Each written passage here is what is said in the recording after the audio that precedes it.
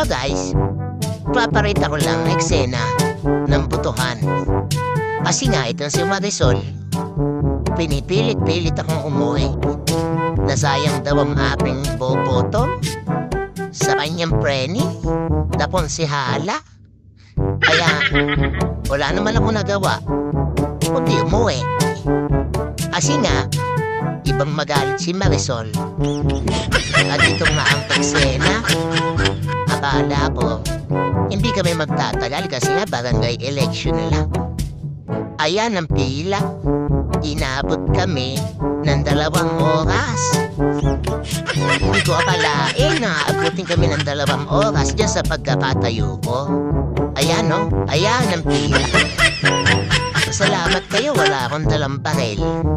Kasi kung meron akong dalang barel, pinaputo ko na para nagpulasan kayo. Oh shit, not good.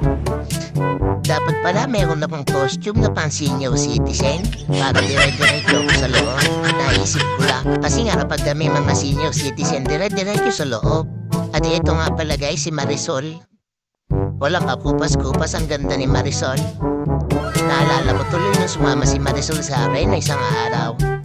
May matanda. Ang sabi nung matanda sa kanya, ano ay kang nagustuhan mo dun sa driver ay hindi naman gwapo? Ganun talaga guys kapag Aling Marites. Lagi may masasabi sa'yo. Ganyan talaga ang tao, maraming masasabi sa'yo. Ang hindi alam ni Aling Marites, hindi naman dati ganyan kaganda si Marisol. Kumbaga sa bisikleta ay nag-grade ko lang. Dati hindi maganda, ngayon gumanda. Pero hindi yun naritubada. Gluta lang yan at ito 3.50 na bibili sa kanto. At nakita ko nga yung aking kapatid kasama ang aking nanay. Inisip ko napakabait naman ang aking kapatid kasi inaalala ng aking nanay. Nung pala, naisip ko lang dapat pala ako nagsama sa nanay ko. Dapat ako ang mag-alalay sa nanay ko. Kasi nanay ko nung nakita dire-diretso sa loob kasama din yung kapatid ko. Di sana hindi ako naghintay ng 2 oras. Di sana napabilis ako. Gago!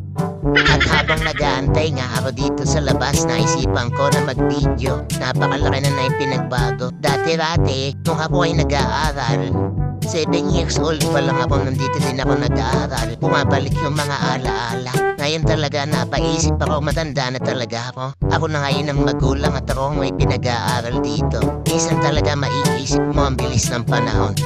Kaya sana habang tayo nabubuhay, lagi na lang tayong masaya. Gawin natin kung ano yung nagpapasaya sa atin. Iwasan ang mga galit, iwasan ang mga puot, iwasan ang pagtatanim ng di maganda sa kapwa. Dahil maikli lang ang buhay, kaya dapat lagi na lang tayong masaya. At hindi nga ako sumuko sa pag-aantay ng pila, makaboto lang. Para masuportahan ko lang din ang tito ko na tumatakbong konsihal. At habang kami nga ay nag-aantay, parami ang mga gusto din pumilong para bumoto. Ano naman pala guys, napakatagal ng pila. Sa halip pala nabibilugan mo lang, susulat mo pala ang buong pangalan. Kaya pala napakatagal ang naging pila. Kaya pala kapag may senior citizen, napakatagal sa loob. Siyempre kumikinig na ang kamay, no? Hindi na alam kung paano sumulat. Kaya napakatagal. At ilang sandali pa nga ay narito ko ang aking kababatong kaibigan, si Kosang Badeng. Tawa ng tawa, isama ko daw siya sa content ko. Sabi ko, libangan ko lang naman to. At abot kamay ko na nga itong pintuan matapos ang 2 oras.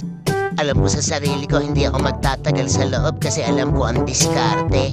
Sa halip na buong pangalan alias ang ilalagay ko, ganun lang kasimple yun. Oh no.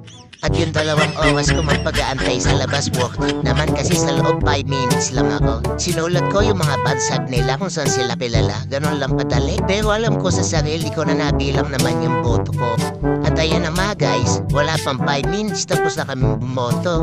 At ito naman si Marisol, kaya pala inaalo ko ng tubig, ayaw. Kasi pala kanina pa siya ihingi. Kaya dali-dali kaming umuwi. Ayan, ihingi daw siya. Kaya wala pang 4:00, nakauwi na kami. So yun lang guys, paalam.